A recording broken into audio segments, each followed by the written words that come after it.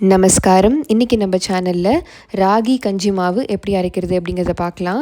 நான் இந்த டம்ளரை தான் அளவுக்கு எடுத்துட்டுருக்கேன். ஸோ இந்த டம்ளர் ஃபுல்லாக ராகி எடுத்துன்னு வந்தோன்னா அது வந்து 250 கிராம்ஸ் இருக்கும். ஸோ 230 to 250 கிராம்ஸ் இருக்கும். ஸோ அந்த அளவுக்கு ராகி 1/4 kg ராகி எடுத்துட்டுருக்கேன். இந்த ராகியை வந்து ஃபஸ்ட்டு நம்ம வந்து நல்லா வாஷ் பண்ணணும். ராகி மட்டும் நீங்கள் நல்லா ஞாபகம் வச்சுக்கோங்க, அது அப்படியே டைரெக்டாக கடையிலேருந்து வாங்கி போட்டு வறுத்து அரைக்கலாம் கூடாது. ஏன்னா அதில் அவ்வளோ தூசி கல்லெல்லாம் இருக்கும். ஸோ கண்டிப்பாக நீங்கள் வந்து மினிமம்னு ஒரு 4 டைம்ஸ் நீங்கள் அதை கண்டிப்பாக வாஷ் பண்ணியே ஆகணும். நீங்கள் அந்த ஜலம் விட்டாலே உங்களுக்கு தெரியும், அவ்வளோ தூசி அவ்வளோ குப்பை எல்லாம் அப்படியே மேலே ஃப்ளோட் ஆகிட்டு வரும். ஸோ அதை நல்லா கையால் இங்கே பாருங்கள், நல்லா கையால் இப்படி மசிச்சு அதாவது களைஞ்சு அதை வந்து நல்லா நீங்கள் வாஷ் பண்ணணும். அப்போ தான் வந்து சரி வரும்.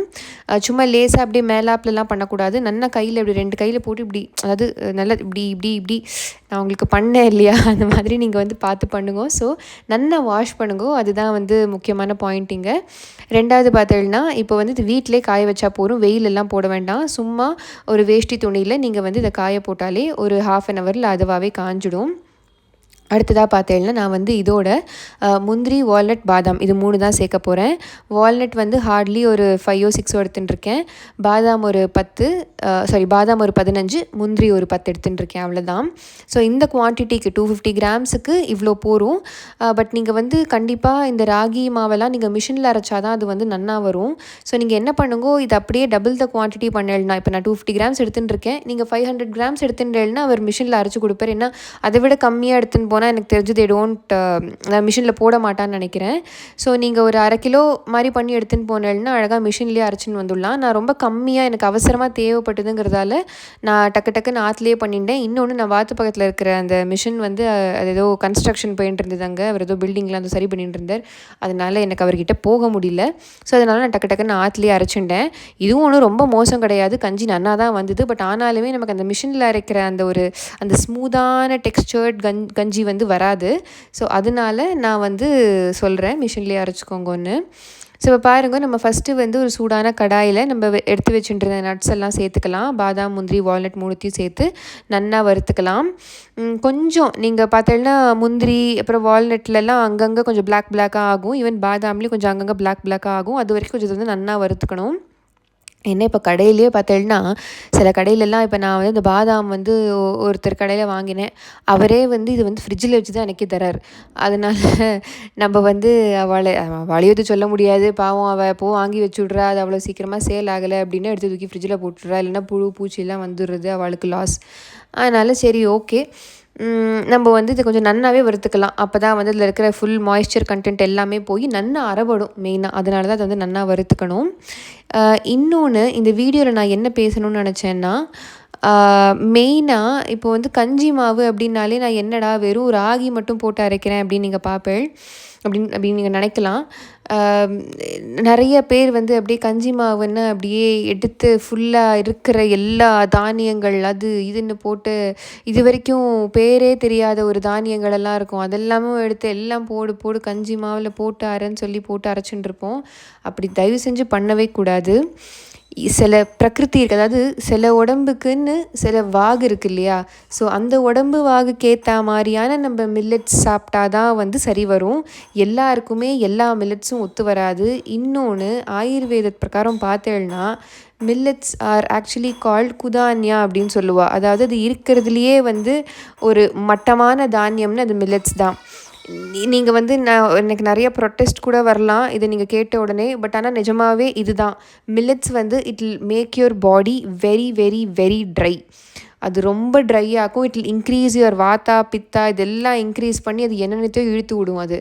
ஸோ எல்லோரும் சொல்கிறாளேங்கிறதுக்காக, அதாவது அந்த காலத்து எல்லோரும் மில்லட்ஸ் தான் சாப்பிட்டுன்னு இருந்தா அது என்னவா அதுக்கு தகுந்த மாதிரியான வேலைகளும் பார்த்துட்டு இருந்தா அவள் லைஃப் ஸ்டைலே வேறு. இப்போ நம்ம லைஃப் ஸ்டைல் என்னவா இருக்குது, நம்ம வந்து ஒரே இடத்துல உட்காந்துருக்கோம், டிவியோ லேப்டாப்போ பார்க்குறோம், இல்லைன்னா என்ன சொல்கிறது வாஷிங் மிஷினில் துணியை போட்டுடுறோம். எல்லாமே வந்து நமக்கு ரொம்ப ஈஸியாக எடுத்துப்போ. ஸோ வந்து ஃபிசிக்கல் ஒர்க்குன்னு ஒன்றுமே இல்லை. நீங்கள் வந்து சொல்லலாம் ஜிம் போகிறேனே அப்படின்னு. பட் ஐ டோன்ட் நோ, எனக்கு இந்த ஜிம் கான்செப்ட் வந்து நாட் வெரி மச் சாட்டிஸ்ஃபைடு. ஏன்னா with the number of increasing heart attack rates பார்த்தா everybody is blaming gym. இந்த ஜிம் போனதுனால தான் இப்படி ஆறுது, ஜிம் போனதுக்கப்புறமா தான் இப்படி ஆறுது அப்படின்லாம் நிறையா பேர் இதை ப்ளேம் பண்ணிட்டு இருக்கா. ஸோ அதுவுமே வந்து எனக்கு என்னமோ பெருசாக ஈடுபாடு கிடையாது. ஸோ மெயினாக நீங்கள் பார்த்தீங்கன்னா ரொம்ப அப்படியே எடுத்தோம் கவுத்தோன்னு அவ்வளோ கோதுமையாக அவ்வளோ ஜோளமாக இதுவான்னு எல்லாத்தையும் போட்டு ஒட்டு மொத்தமாக அரைச்சி அப்படியே எல்லாத்தையும் நமக்கு உள்ளே போகணும், நமக்கு எல்லா சக்தியும் வரணும் அப்படிலாம் தேவையே கிடையாது. முதல்ல சாப்பிட்ட ஆகாரம் நல்லா ஜரிக்கணும். அது ஜரிச்சாதான் சக்தியே. நீங்கள் சாப்பிட்டது உங்களுக்கு ஜரிக்கவே இல்லைன்னா அது எங்கேருந்து உங்களுக்கு சக்தி கொடுக்கும்? அது தேவையில்லாத பிரச்சனைகளில் தான் அது வந்து பாடியை கொண்டு போகும். அதாவது இப்போ ஒழுங்காக ஜரிக்கலை அப்படின்னா அது உள்ளுக்குள்ளேயே உட்காந்துருக்கும், நம்ம வயிற்றுக்குள்ளேயே உட்காந்துருக்கும். அது என்ன ஆகும்? அது வந்து அதாவது டாக்ஸின்ஸாக கன்வெர்ட் ஆகும். இந்த மாதிரிலாம் ஆமான்னா சான்ஸ்கிரிட்டில் நான் சொல்கிறது டாக்ஸின்ஸாக கன்வெர்ட் ஆகும். அது வந்து திருப்பி நம்மளுக்கு தேவையில்லாத இஷ்டத்துக்கு நிறைய பிரச்சனைகளை இழுத்து விடும். அதனால் பார்த்து உங்கள் உடம்புக்கு எது ஒத்துக்கிறதோ அதை மட்டும் சாப்பிடுங்க. ராகி பேசிக்கலி என்னென்னு பார்த்தேன்னா it is very very light. அது டைஜஸ்ட் ஆகிறது வந்து ரொம்ப ரொம்ப ஈஸி. அதனால தான் நான் சாப்பிட்றேன். எனக்கு முதல்லையே பயங்கரமான ஜீரண கோளாறு, எனக்கு ஜீரண சக்தியே ரொம்ப ரொம்ப ரொம்ப கம்மி. ஸோ எனக்கே கொஞ்சம் பெட்டராக தோன்றுறது அப்படின்னா இது இந்த ராகி தான். இங்கே பாருங்கள், நீங்கள் நல்லா வறுத்துன்னு வந்தேன்னா அது வந்து ஒயிட் கலரில் அங்கங்கே ஒயிட் கலரில் சடன்னு வெடிக்கும். அதுதான் வந்து இது point, like where it has been fully roasted. அதுதான் வந்து அடையாளம் நமக்கு. ஸோ பாருங்கள், நான் கிட்டத்தட்ட ஒரு 10 minutes நல்லா ஸ்லோன்னு இல்லை, ஒரு மீடியம் ஃப்ளேமில் வச்சு நல்லா வறுத்துருக்கேன். நான் கைவிடாமல் வறுத்துருக்கேன். ஸோ ஆறின ராகியை எடுத்து போட்டு நல்லா வறுக்கணும். நம்ம ஃபஸ்ட்டு பார்த்தேன்னா எனக்கு கொஞ்சம் வறுக்கிறதுக்கு கஷ்டமாக இருந்தது. எனக்கு அது கொஞ்சம் ஈரத்தன்மை இருந்ததுனால அந்த நம்மளோட கரண்டி இருக்கு இல்லையா, அது கொஞ்சம் ஹெவியாக இருக்கிற மாதிரி ஃபீல் ஆகும். பட் ஒன்ஸ் அந்த வாட்டர் எல்லாம் எவாப்ரேட் ஆகிடுது அப்படின்னா நீங்கள் அது வறுக்கும் போதே அது அப்படியே பவுன்ஸியாக போகும் ராகி. ஸோ இந்த மாதிரி ஒன்ஸ் பவுன்ஸியாக போயிடுத்துன்னா நல்லா வாட்டர்லாம் எவாப்ரேட் ஆகிடுதுன்னு அர்த்தம். இப்போ பாருங்கள், நான் ராகியும் நல்லா வறுத்துட்டேன். அதை எடுத்து நான் தட்டில் போட்டு வச்சுட்டுருக்கேன். இப்போ இது எல்லாமே நல்லா ஆறணும். ஆறினதுக்கப்புறமா இதை நான் வந்து மிக்சியில் போட்டு அரைச்சி விட போகிறேன்.